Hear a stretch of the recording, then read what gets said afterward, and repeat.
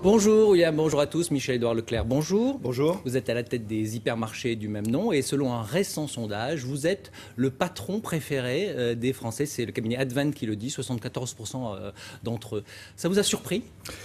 Oui, quand même, le taux. Moi, je suis flatté. C'est évident que c'est pas évident d'être en chef d'entreprise aujourd'hui et d'avoir une cote de notoriété.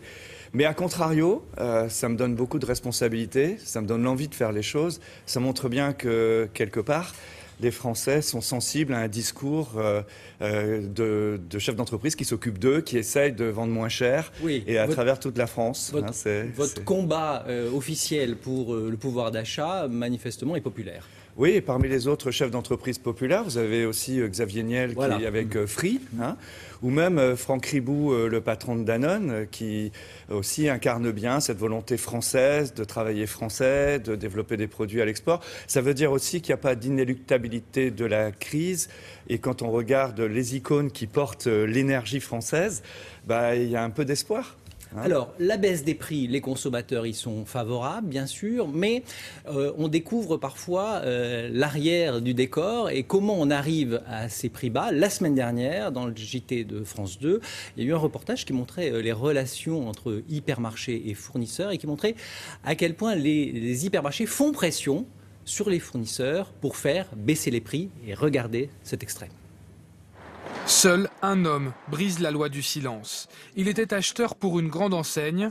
Aujourd'hui, il organise des formations où il prépare les petits patrons à la violence des entretiens. Est-ce qu'on le garde, est-ce qu'on ne le garde pas ? Vous préférez que ce soit votre concurrent qui vienne ? Dites-le moi. Mais vos produits ne tournent pas. C'est déjà bien que je les ai dans les linéaires. J'ai plus que 4 minutes à vous consacrer. Est-ce qu'on bosse ensemble ou non ? Oui ou non ? Ok, bon, écoutez, moi j'ai autre chose à faire, donc... Et quand la négociation n'aboutit pas, cela se voit dans les rayons. Ce petit écriteau au rayon café peut paraître anodin, c'est en fait une arme fatale. Voici ce qu'affiche le magasin.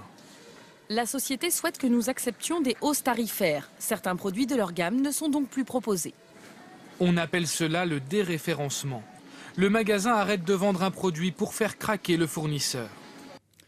Alors, faire craquer le fournisseur, est-ce que c'est l'objectif ? J'espère que non.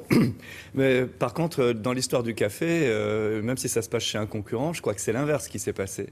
Aujourd'hui, 80% du chiffre d'affaires d'un hypermarché est réalisé par une grande société multinationale, Procter, Unilever, L'Oréal, etc. Donc plusieurs multinationales. Oui, en l'occurrence, 2 à 3 sociétés sur le marché font le prix du café. Et par exemple, pour être très concret, oui, ça bagarre très dur. Concrètement, par exemple, Carte Noire, Jacques Vabre, Grand-Mère, on ne peut pas le trouver dans beaucoup de supermarchés Leclerc. Je vous prends un témoin, il demandait que dans nos magasins, par notre biais, on fasse passer des hausses de 26% là, en cette fin d'année. Donc c'est normal que Leclerc... Ça, c'est le début de la négociation et vous montrez que vous êtes dans un rapport de force et vous êtes en position de force.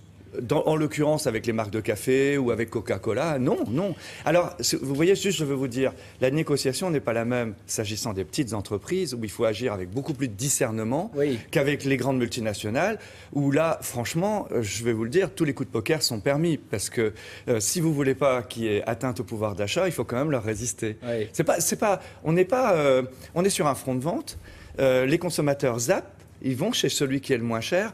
Si vous achetez trop cher, vous avez beau faire de la philanthropie, masquer ça sous le mécénat, c'est vous qui allez pénaliser le consommateur. La hausse de prix, c'est le consommateur qui la paye. D'accord, mais le consommateur ne sait pas forcément les conséquences du bas prix. Oui. Là, on les voit un peu, parce que les PME, quand elles n'arrivent pas à suivre, elles font faillite. D'où le discernement. Et c'est des emplois qui disparaissent. On a calculé qu'il y a 5000 emplois qui ont disparu dans l'agroalimentaire l'année dernière. À mon avis, plus que ça, mais pas pour les mêmes raisons. Il y a aussi la fin des subventions à l'exportation dans le cadre de la PAC. Voilà. Et Tilly, Doux ne vendait pas à la grande distribution. Il ne faut pas mélanger. Non. Ce qui est important, c'est de se dire que pour les petites entreprises, évidemment, il ne faut pas se bras de fer. Et d'ailleurs, on a créé des systèmes chez Leclerc qui s'appellent les alliances locales, où près de 7500 fournisseurs, on ne négocie pratiquement pas le prix. Non, c'est important. C'est important. Par contre, ne comptez pas sur moi pour céder à cette pression, parce qu'à l'inverse, Si on vendait plus cher, est-ce que vous croyez que les produits agricoles et les produits agroalimentaires se vendraient mieux? Eh ben, je ne crois pas. Il va y avoir un équilibre. Et quand les prix baissent, ça peut être aussi au détriment de la qualité. On a vu le scandale de la viande de cheval. C'était aussi parce qu'il y avait une pression sur les prix. Mais je dirais que c'est indépendamment du prix, parce qu'il y avait des prix élevés. Là, c'était des boîtes comme chez Nestlé, Picard, c'était pas des hard discounters. Et en l'occurrence, par exemple, aujourd'hui, on est pendant les foires au vin. Vous pouvez remarquer qu'un groupe comme Leclerc est connu pour être un des premiers grands distributeurs de Grand Bordeaux. Donc on peut vendre moins cher aussi des produits de très haute notoriété, voire de prix élevés. Alors aujourd'hui, votre combat, c'est maintenant la vente des médicaments. Vous voulez faire concurrence aux pharmaciens? Toujours le même combat, rendre accessible, vendre moins cher. Que choisir? L'Union fédérale des consommateurs trouve que les médicaments sont trop chers, il n'y a pas assez de concurrence entre officines. Mais est-ce que c'est un marché comme les autres, les médicaments? D'abord, c'est un besoin énorme que le besoin de santé en France. Ce sont des produits qui ne sont plus remboursés, de moins en moins remboursés, donc maintenant il faut les payer.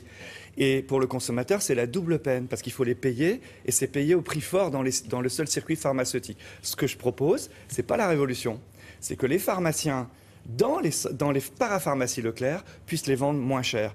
Un pharmacien, ça, pas de problème, contrôle de la santé, et même si on veut le faire adhérer à l'ordre des pharmaciens, j'ai pas de problème, mais que ce pharmacien, chez Leclerc, dans l'espace parapharmacie, puisse les vendre moins cher. Avouez qu'un pays qui autorise la vente sur Internet a un problème avec le fait qu'on ne puisse pas le vendre dans une parapharmacie Leclerc. On trouve des médicaments aujourd'hui sur l'Internet. Merci beaucoup, Michel Edouard Leclerc, d'avoir été avec nous. Voilà, William, c'est à vous. Merci, messieurs.